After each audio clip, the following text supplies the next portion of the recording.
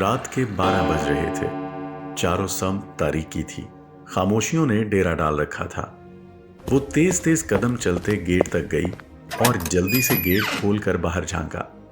دور دور تک کوئی نہ تھا۔ وہ بے دلی سے گیٹ بند کر کے گھر کے اندر لوٹ گئی۔ تم روز ملنے کا وعدہ کرتے ہو اور عین وقت پہ دغا دے جاتے ہو، یہ کہاں کی محبت ہوئی بھلا؟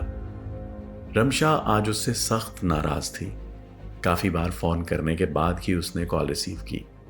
وہ سمجھ نہیں پا رہی تھی آخر وہ اب اس سے دور کیوں بھاگتا ہے۔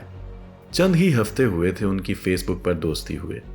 دونوں نے ایک دوسرے کی تصاویر تک دیکھ رکھی تھی، لیکن کبھی ملاقات نہیں ہوئی تھی۔ رمشا کو یقین تھا کہ آریز ہی اس کے جیون ساتھی بننے کے لائق ہے۔ 6 فٹ قد، کھڑے نکوش اور کھلی ہوئی گوری رنگت کے ساتھ مردانہ وجاہت کا مکمل شاہکار تھا وہ۔ جب وہ دونوں موبائل پر باتیں کرتے تو وقت پر لگا کر اڑ جاتا۔ آریز 2 گھنٹے کے فاصلے پر موجود ایک بڑے شہر میں رہتا تھا۔ وہ ایک قصبہ نما شہر کی باسی تھی۔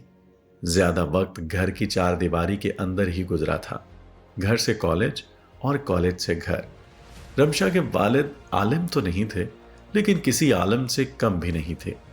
ہر وقت دین کی باتیں، نماز، پردہ، باہر اکیلے آنے جانے پر پابندیاں، یہاں تک کہ گھر پہ ٹی وی بھی نہیں تھا۔ سوائے بوریت کے اس گھر نے اسے کچھ نہ دیا۔ رہا سہا غصہ وہ اپنے چھوٹے بہن بھائیوں پہ نکال دیتی۔ یار میں تو کہتی ہوں دور رہو اس بندے سے، شمسا نے اسے سمجھانے کی کوشش کی۔ تمہیں کیا لگتا ہے وہ نہیں جانتا کہ اوپر والے نے اسے کیسی مکمل شخصیت دی ہے؟ یار میں اور کچھ نہیں جانتی، مجھے صرف اتنا پتا ہے کہ میں اس سے ایک بار ملنا چاہتی ہوں بس۔ اور اگر اس نے آگے جا کر تمہیں چھوڑ دیا یا تم سے شادی نہ کی تو سہ پاؤ گی؟ میرے دل میں یہ ارمان تو نہیں رہے گا نا کہ میں نے اس رشتے کی بنیاد تو رکھی، لیکن وہ عمارت ہی تعمیر نہیں کی جس میں اپنی ساری زندگی گزارنا چاہتی تھی۔ بہت وقت لگا کر اور محنت و محبت سے جو عمارت تم بناؤ گی وہ ایک لمحے میں ڈھہ گئی تو مجھے یہ افسوس نہیں ہوگا کہ میں نے کوشش نہیں کی۔ شمسا نے اسے لاکھ سمجھایا کہ وہ اپنے گھر والوں سے چھپ کر کوئی ایسی ملاقات نہ رکھے جو رات کے اندھیرے میں ہی کی جا سکتی ہو۔ وہ دن کی روشنی میں مل لیتی اگر اس کے لیے ممکن ہوتا۔ اس قدر پابندیاں تھیں کہ ناممکن تھا۔ آریز ملاقات کا وعدہ کرتا، منصوبہ بناتا کہ 2 گھنٹے کا سفر کر کے آئے گا اور 12 بجے اس کے گیٹ پر پہنچ جائے گا۔ وہ پورے 12 بجے گیٹ کھولے گی تو اسے سامنے پائے گی۔ اس کے بعد وہ اس کی گاڑی میں بیٹھ کر کچھ دیر باتیں کریں گے اور بس۔ اتنی سی خواہش تھی اس کی جس کے لیے وہ دعائیں کر کر کے بھی تھک گئی تھی۔ تو ملنے کی خواہش ترک کر دو، پھر دیکھو کیا ہوتا ہے۔ جو خواہش پوری کرنے سے دوسروں کو تکلیف پہنچنے کا اندیشہ ہو اسے ترک کر دینا چاہیے۔ مجھے لگتا ہے تمہیں یہ ملاقات نقصان پہنچا سکتی ہے۔ آج پھر شمسا اس کے کان کھا رہی تھی۔ چند دن آریز کے ساتھ اسی بے قراری میں گزر گئے۔ وہ مصروفیت کے باعث نکل نہیں پا رہا تھا۔ بینک کی جاب تھی، شام کو فارغ ہوتا تھا، نکلنے کا ارادہ کرتا اور تھکاوٹ اس کا ارادہ توڑ دیتی۔ وہ بھی تو ملنا چاہتا تھا، وہ بھی تو اسے چاہتا تھا، کیا یہ اس کی خواہش نہیں تھی؟ وہ گلا کرتا۔ ایک دن وہ دونوں کالج کی کینٹین میں بیٹھی چاٹ کھا رہی تھیں کہ ان کی 2 سینئر کالج فیلو اپنی پلیٹیں تھامے آ گئیں۔ سب ٹیبل فل ہیں، ہم یہاں بیٹھ جائیں۔ ان کی اجازت دینے پر وہ دونوں بھی وہاں بیٹھ گئیں۔ نہ چاہتے ہوئے بھی ان کے کانوں میں ان لڑکیوں کی باتیں پڑ رہی تھیں۔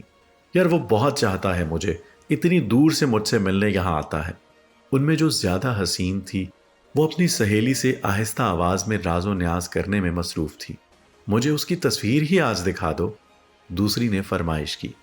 وہ دونوں پہلی والی کے موبائل پر جھک گئیں۔ آریز نام پہ مجھے شک تو تھا لیکن یقین ابھی ہوا۔ یار وہ تمہیں دھوکہ دے رہا ہے، اس کی تو رشتے کی بات میری آپی کی سہیلی سے چل رہی ہے۔ وہ بینک میں جاب نہیں کرتا، اپنی کمپنی کا مالک ہے۔ پہلی والی کی تو آنکھیں پھٹی کی پھٹی رہ گئیں۔